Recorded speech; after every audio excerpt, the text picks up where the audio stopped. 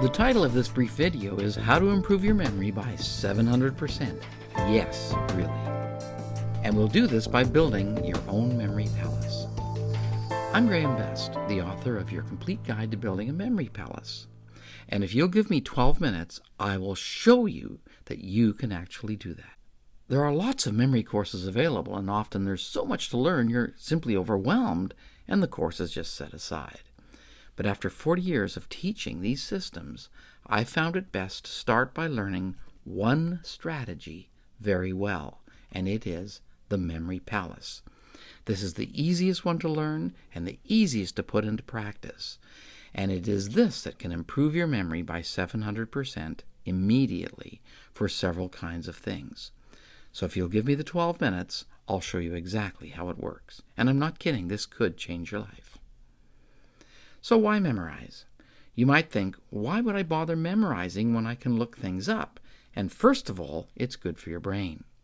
A number of years ago, there were several people that had passed, and when their brains were dissected, it was found they had an Alzheimer's brain, and yet there was no evidence of it in their life. And the question was asked, what did these people have in common? And it was higher learning. And the brain was able to compensate and find other ways to do things. Subsequently, they found it's not just higher learning, but it's actually using the brain regularly. And one of the ways of using the brain is learning new things and actually memorizing.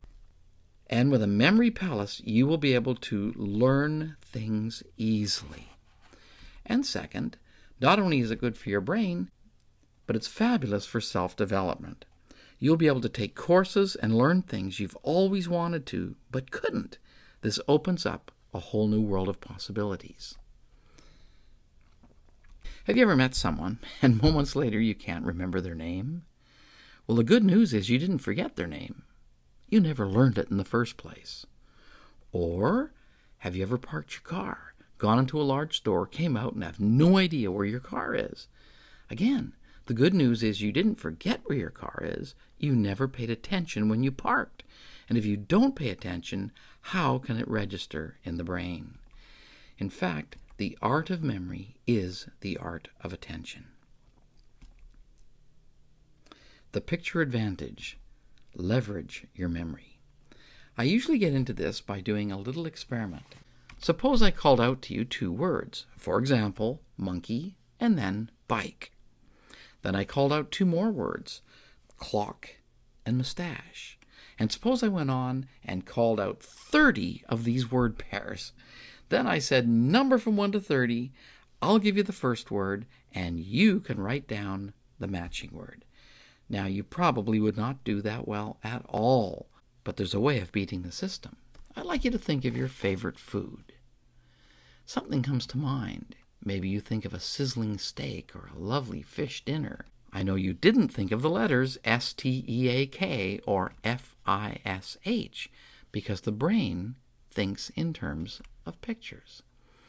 And we'll use this. If I called out to you two words, monkey bike, put the monkey on the bike and join the two into one scene. And then when the first word is called out, the second one automatically comes along with it. How much better would you do if you did that? Well, some guess 50%. Some people guess I'd do 70% better. Some people guess 100% better. But the fact is, you would do 700% better. And that is absolutely amazing. Let me show you how you could use this to memorize an article. In the year 2004, the National Geographic magazine had an article called Life in the Blue Zone. There are 5 cities scattered around the world where people live to over 100, and they're vigorous right to the end. And there are 9 things they have in common, and here they are. First of all, they exercise throughout the day. They have a sense of life purpose, and they live a low-stress life. They have meaningful, healthy friendships, and they're a supporting family. They are eating less, and they're eating more plants than meats, and they are involved with faith-based community. And the indication was this could extend life by even 14 years. And drinking less alcohol. Now let's memorize these, and we'll do it by placing it around the front of a home. This is one of the ways of using a memory palace. First of all, we'll look at the driveway. And I want you to imagine people exercising on that driveway. Try to see it. Actually imagine them doing it. And I have them doing jumping jacks because the X the body makes is another reminder of exercise. Now don't just say it, but see it. Imagine it happening. Next is having a sense of life purpose. Here we need to see a picture, though, but how do you see purpose? It's an intangible word. You know what it is, but how do you actually see it? Now here's what we do. We'll use the tangible word porpoise. And I want you to imagine that inside that garage there are large pools that this man has in this home, and he keeps pet porpoises. And they leap from pool to pool, and they're having a lot of fun splashing around. This man inside that garage has a pet porpoise. Now when you see the porpoise, you know it isn't get a pet porpoise. It's have a sense of purpose. Make that connection. Next we go to the steps, and it's living a low-stress life. Well, it's easy to see a stressed person. I mean, you know the signs. Clenched jaw, grinding teeth, agitated, frustrated, moody. See that person sitting on the steps. Take a moment. Strengthen that association.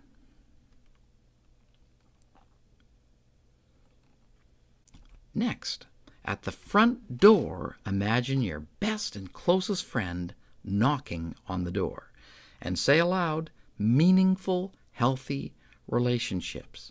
Your best friend is knocking on that door. Now let's review those key words. Most of your forgetting happens very quickly, and we want to capture these things before they escape us. First of all, on the driveway, it is exercise. Inside the garage, a porpoise, have a sense of purpose. On the steps, you have the stressed person, and you know it's not get stressed, it's live a low-stress life. What about at the door? There's your best friend. And form meaningful, healthy relationships. All right, let's continue. Now the door opens, and there is your family, and they're all clapping. Yay, way to go! And that reminds you of supportive family. Now we move to the front window, and inside is a family eating. And they have a very small plate and a very tiny portion with very tiny eating utensils. Eat less. Or you might imagine them having very large plates with a little bit of food in the middle. Use whatever works best for you. Obviously, this is exaggeration, but it works to remember the phrase, eat less. Now we go to the plants in front of the window, and it's more plants, less meat. Say that aloud. More plants, less meat. Now, it's pretty easy to key off more plants. Maybe the owner decides he needs more plants there. The phrase less meat will obviously follow. Look at the plants and say, more plants, less meat. Next is faith-based community. And on the grassy front yard, imagine a community gathering. See picnic tables. Lots of people sharing food. It's a community gathering. And there's big happy faces for faith, faith, on the tables. Faith-based community. Finally, on top of the roof, sitting on the peak of the roof, and in a very perilous situation, is someone drinking alcohol. And this person is watching all the activity below. Say aloud, less alcohol. All right, one more time. Let's do it. On the driveway, exercise. In the garage, porpoise. Oh, a sense of purpose. On the steps, the stressed person. Oh, less stress. At the doors, there's your best friend. Meaningful, healthy relationships. Behind the door, there's your family, supportive family. Behind the front windows, the family eating. Oh, eat less. The plants, more plants, less meat. And on the grassy front yard, faith-based community. On top of the roof, less alcohol. Well, let's do it one more time now and see if we can remember what the original phrase was. What was the first one? Well, you look at that driveway. Exercise, and remember it was throughout the day. Next, a sense of life purpose. Next, living a low-stress life. Next, meaningful, healthy friendships. Next, supporting family. Next, eat less. Next, more plants, less meats. Next, a faith-based community. And finally, less alcohol. Let's look at what we've done. We know we can join two words by pictures, and when one word is given, it brings the other word with it. So what we've done is put the words on furniture or locations that are static, and it's easy to remember the furniture in a room.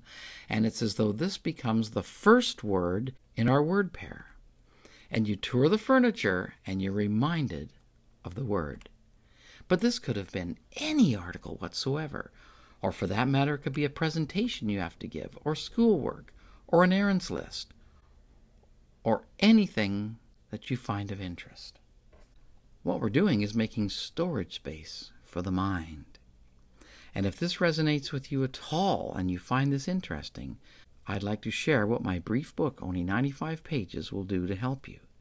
I will take you step by step and show you how to build your memory palace. I will show you what rooms to use and how to select them, and even how to extend your palace. I will guide you through many practical life scenarios, and you will be up and running right away and applying this immediately in your daily life. Each chapter has supporting videos. Everything is visual, and this will greatly enhance your learning curve. You'll get it right away. And there are additional topics included in the videos. You will learn how to memorize things for the long term. I'll show you exactly what you need to do.